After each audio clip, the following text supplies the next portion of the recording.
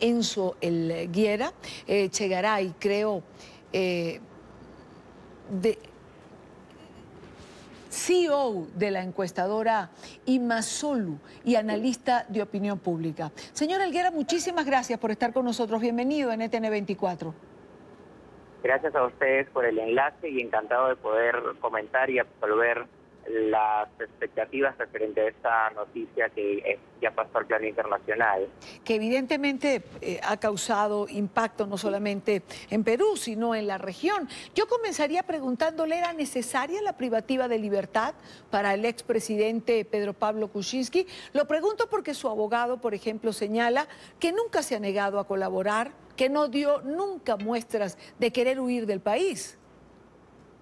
En efecto, no ha habido ninguna muestra y ninguna acción ni un comportamiento que básicamente pueda hacer deducir o genere algún temor en relación a que éste pueda huir de la justicia, pueda salir del país o quizás ir a alguna embajada, como ya lo ha hecho algún expresidente tratando de salir o de evadir la justicia. No ha generado ningún tipo de acción que puedan concluir o que puedan deducir que el expresidente intente evadir o salir del país o evadir la justicia.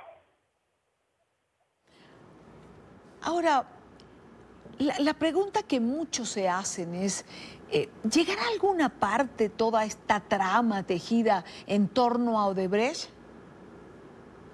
Bueno, en efecto, es una telaraña en donde han caído ya muchos expresidentes, no solamente en Perú, pero también en funcionarios del Estado. Sin embargo, no hay una conexión muchas veces directa con los expresidentes.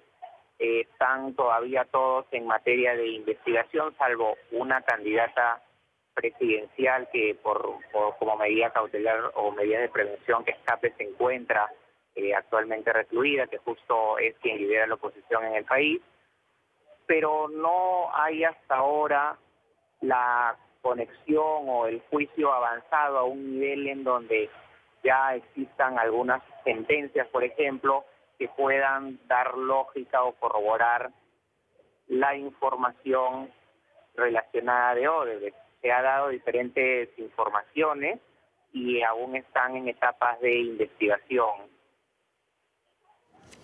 Claro, cuando usted menciona los nombres, uno recuerda en torno a todo lo que tiene que ver con Odebrecht, el expresidente Toledo, el expresidente García, bien usted mencionaba a Keiko Fujimori, Nadine Heredia. Caray, la pregunta es, ¿alguien logró escapar de los tentáculos de la corrupción que parece haber esparcido Odebrecht, no solo en el Perú, para hablar con la realidad, pero digamos que en Perú esto ha tenido ha sido como el efecto de una bomba, un efecto expansivo. Claro, en efecto es más o menos una veintena de países que han caído en la telaraña de Odebrecht. Sin embargo, es en Perú en donde ha arrastrado toda una generación de políticos, probablemente además de ser vecinos de un país como Brasil, en donde se originó el tema Odebrecht o digamos la casa matriz. Sin embargo, percataron de que no habían empresas, por ejemplo, superiores en cuanto a inversión, en cuanto a tamaño, en cuanto a expectativas, y obviamente hicieron una mayor concentración, tejiéndose dentro de las instituciones del Estado que muchas veces permitieron actos de corrupción o que evidentemente se vinculó con la sociedad, porque sus eventos no solamente estaban relacionados a políticos, sino a la sociedad civil, fundaciones, medios de comunicación, entre otros. Entonces tuvo aquí la oportunidad de poder enmarañarse y desarrollarse con mayor facilidad. Incluso en algún momento las declaraciones de la familia Odebrecht era de instalarse en Perú y tomarse como una base central, ¿no? Estando al lado de Brasil. ¿Cómo ¿cómo sale o cómo queda la confianza de los peruanos en la clase política? Y por otro lado, ¿cómo queda la institucionalidad peruana con este manto de dudas sobre su clase política? Bueno, la clase política ha sido tenazmente castigada por la población porque evidentemente en los votos estos candidatos en las últimas presidenciales, por ejemplo, han sido duramente castigados y sus partidos han quedado muchas veces al borde de no renovar su inscripción por la baja votación y en algunos definitivamente ni siquiera han llegado a esta valla electoral. Entonces, el castigo ciudadano ha sido inminente. Muchas autoridades, no solamente nacionales, sino también en el mando medio de gobierno, hablo de las presidencias regionales en este momento, gobernaciones hoy día, también han sido castigadas del mismo modo en cada lugar en donde se han involucrado estos actos de corrupción.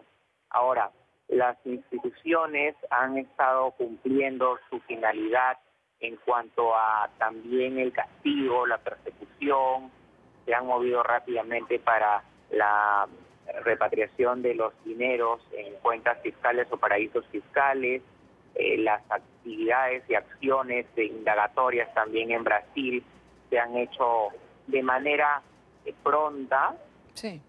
Al inicio hubo un poco de complicaciones, sí, porque la clase política estaba muy involucrada, pero a medida que esto se ha ido desarrollando, la institucionalidad se ha ido fortaleciendo, porque ha dado actos claros de finalmente hablar de todos los políticos en general que han estado involucrados. Es decir, bien manejado, ¿la institucionalidad puede salir fortalecida?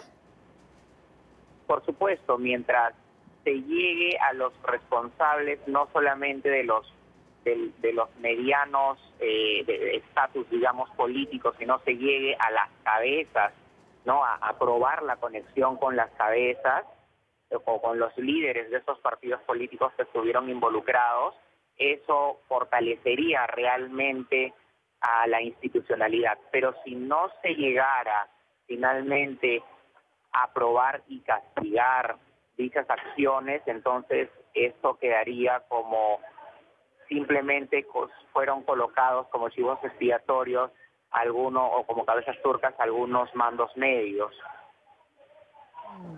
Quiero agradecer a Enzo Helguera por habernos acompañado estos minutos en NTN 24. Buena tarde para usted. Buenas tardes, gracias a ustedes.